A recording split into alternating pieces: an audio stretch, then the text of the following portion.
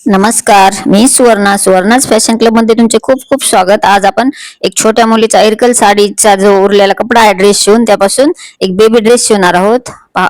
खूप छोट्या तुकड्यात बसवलेला आहे आणि जॉईंट देऊन कसा शिवलेला आहे ते पाहायचे आहे. मी त्याचे दोन जो सिंगल पार्ट होता त्याचे दोन भाग मधोमध करून घेतले आणि अशी क्रॉस मध्ये घडी घालून घेतली. म्हणजे आपल्याला उंची घ्यायची आहे. पण जेवढा त्रिकोण दुमडला आहे त्यापासून आपल्याला उंची घ्यायची, मोजून जेवढी उंची आहे जेवढा आपल्याला दुमडलेला होता तेवढा आपल्याला कट करून टाकायचं. त्यापासून आपल्याला उंची मोजून घ्यायची. तर उंची तुमची जेवढी उंची आहे पॅन्टची खालची तेवढी उंचीवर एक रेष आखून घेतली, म्हणजे 24 इंचावर घेतलेली आहे. आणि आता गोल आकार देताना आपल्याला क्रॉस घडीमध्ये असा आकार देऊन घ्यायचा. तर शेवटच्या टोकापासून टेप ठेवायचा आणि असा गोल आकार राऊंड, जो गोल शेप आहे गोल राऊंड तो देऊन घेतला. आपली जिथे रेष उरलेली आहे त्या रेषेपासून बरोबर अशी उंची आलेली आहे. तर गोल राऊंड आखून घेतला तर तेवढा आपल्याला कट करून घ्यायचा. वरच्या पार्टला जो जॉईंट कमी पडतो, म्हणजे जो तुकडा कमी पडतो तिथे आपल्याला जॉईंट द्यायचा आहे. मी तेवढा जॉईंट काढून घेतलेला आहे. आपल्याला दोन जे तुकडे आहेत ते दोन तुकडे आपल्याला याला जॉईंट करून घ्यायचे, म्हणजे खालचा वरचा पार्ट सेम होतोय. दोन जॉईंट करून घेतले मी तुकडे. आता एक्स्ट्राचे जे कापड आहे ते कट करून घ्यायचे.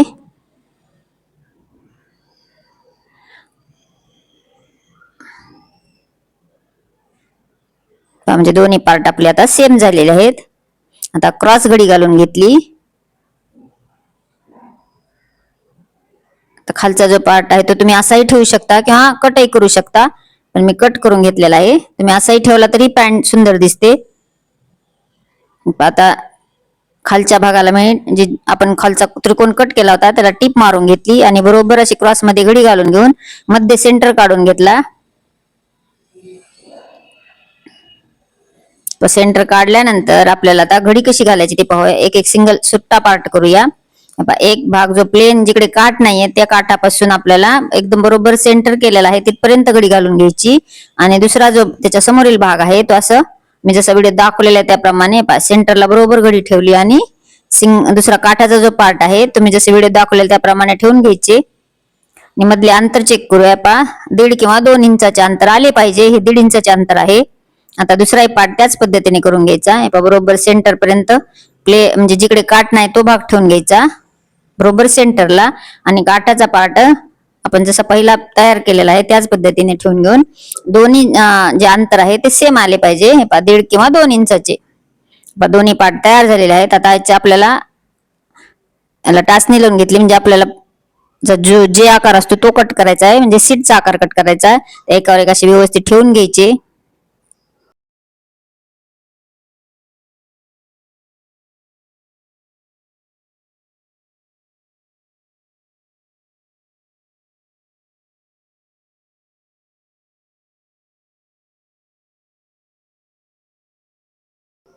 दोन्ही पार्ट एकदम व्यवस्थित बरोबर आपले आलेले आहेत. हे ठेवून घ्यायचे. आता आपल्याला जी सीटची उंची आहे ती मोजायची. वरच्या साईडला मी 3 इंचाची नेपापट्टी लावणार आहे आणि खाली 9 इंचापर्यंत घेतले, म्हणजे वरी 3 सोडून 9 इंच घेतलेले आहे.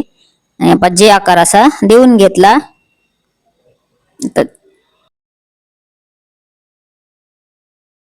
कट करून घेऊयात. जो जे आकार दिलेला आहे तो कट करून घेतला. जे आपला पॅन्टचा जो पार्ट आहे तो तयार झालेला आहे. असा ह्या पद्धतीने उकलल्यावर ह्या पद्धतीने दिसतो. तर आता आपण जॉईन कसा करायचा ते पाहूयात. मी टाचण्या काढून घेतल्या. असं जे आकारावर जे आकार असा व्यवस्थित ठेवून घ्यायचा.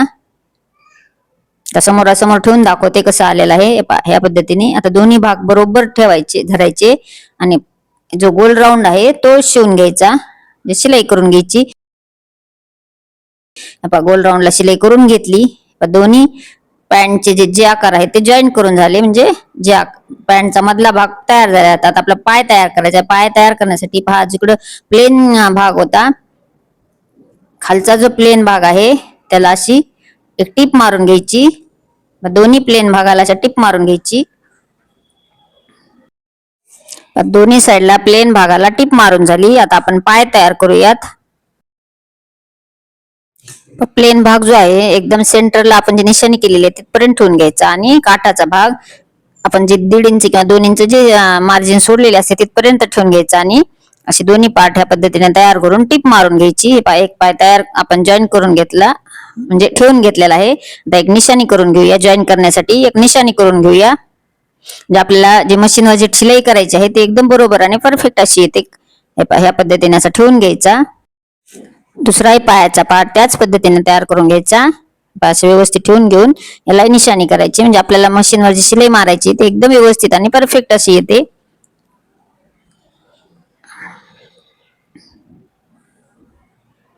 निशाणी करून झाली. आता याला टिप मारून घेऊया. दोन्ही पार्टला अशी उचलून घेऊन टिप मारून घ्यायची.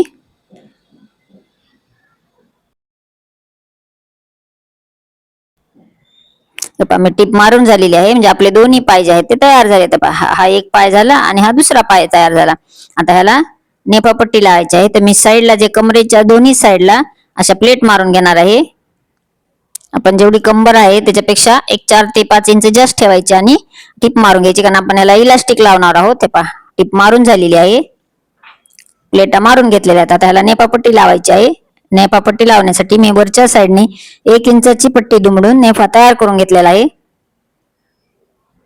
आणि इलास्टिक घालण्यासाठी 1 इंचाचे ओपन ठेवलेला आहे, म्हणजे आपल्याला इथून इलास्टिक ओवायचे आहे.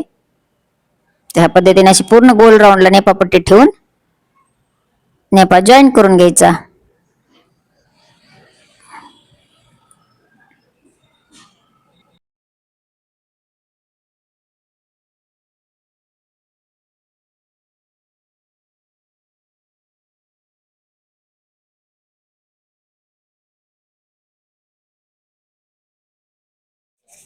पूर्ण असा गोल राऊंड नेफा जॉईन करून घ्यायचा.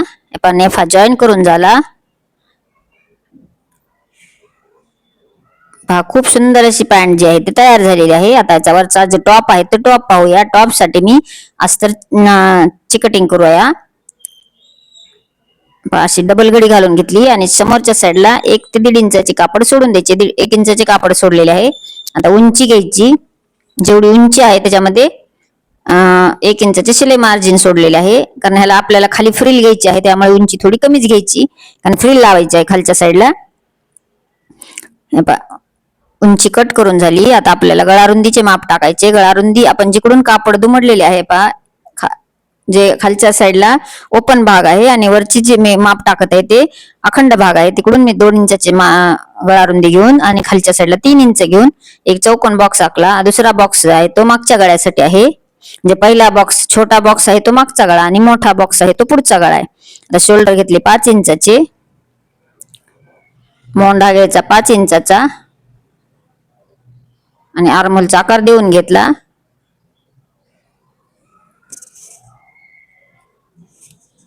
आपण माप आपले तयार आहे आणि 1.5 इंचाची शिलाई मार्जिन आहे. 1 इंच 1.5 इंच तुमच्या आवडीनुसार तुम्ही ठेवू शकता. आता खालचे फिटिंगचे माप घ्यायचे आणि एक निशाणी करून घ्यायची.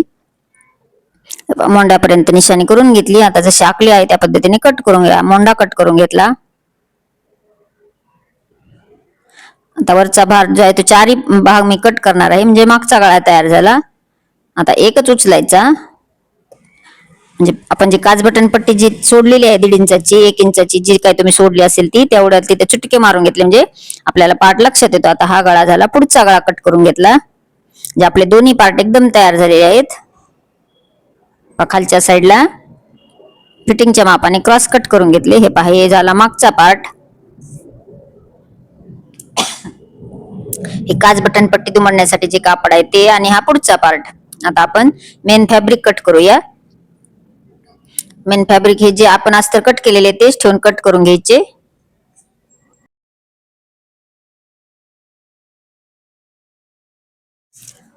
मेन फॅब्रिक आहे आपण जसे अस्तर कट केले होते त्याच पद्धतीने कट करून घ्यायचे.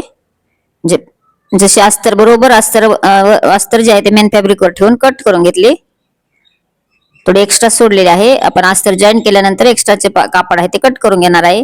ह्या पद्धतीने असे अस्तर आणि मेन फॅब्रिक ठेवून घ्यायचे. खाली मेन फॅब्रिक आहे आणि वरच्या साईडला अस्तर आहे. गोलगळ्याचा आकार आणि मोंढ्याचा आकार जॉईन करून घ्यायचा.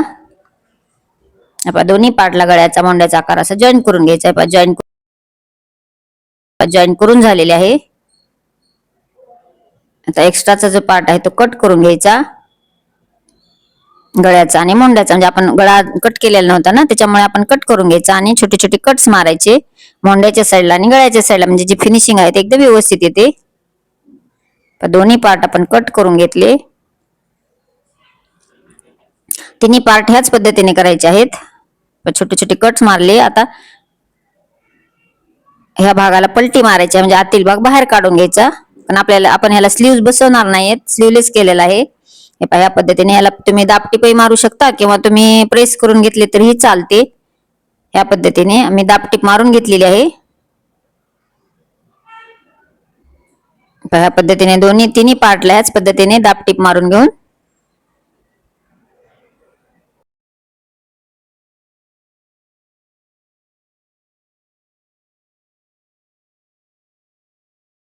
किंवा प्रेस करून घ्या. आणि आता दाबटीप मारल्यानंतर 1 इंचाची जी पट्टी आहे, आपण काच बटन पट्टी, ती दुमडून घ्यायची ह्या पद्धतीने. टाचणी लावून घेतली. दुसऱ्या पार्टला ह्याच पद्धतीने करायचे. ह्याला टाचणी लावून घेऊया, म्हणजे आपल्याला टिपा मारायला एकदम सोपी जाते.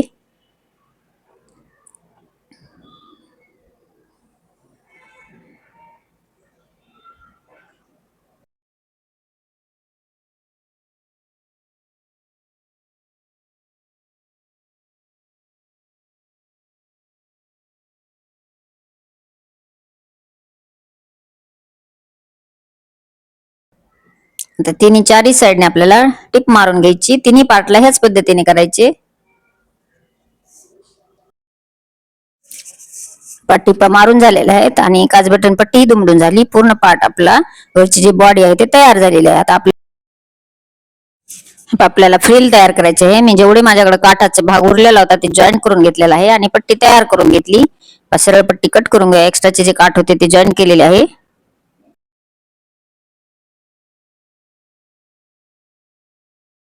ह्याला जे आहे ते छोटे छोटे अशा प्लेट टाकून घ्यायच्या ह्या पद्धतीने. म्हणजे आपली जेवढे पुढचा पार्ट आहे तेवढ्या पार्टला आपल्याला ही फ्रिल बसवायची आहे समोरील पार्टला. आणि बॅक साईडच्या पार्टला मी ह्या पद्धतीने प्लेन भागाची फ्रिल तयार करून घेतलेली आहे.